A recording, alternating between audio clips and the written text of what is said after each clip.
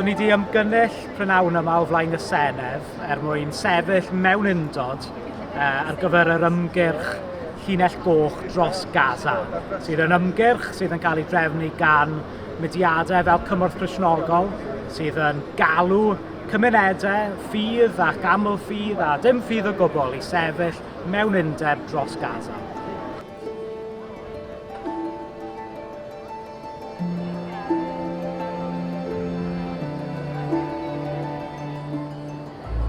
Oedd yna awyrgelch ysbrydoledig prynawn yma. Oedd e'n foment arbennig wrth i ni ymgynnull gyda'n gilydd mewn tawelwch i fyfyrio a gweddio dros yr hyn sydd yn digwydd yn Gaza, yn Israel, yn y Llain Gorllewinol a yn y dwyrain canol fel ei gilydd. Mae'n rhywbeth pwerus pan mae Cristnogion a gwleidyddion yn yr achos yma yn dod at ei gilydd mewn undod i fyfyrio a gweddio. Yn aml ni'n meddwl beth yw pwynt gweddi, beth yw grym gweddi.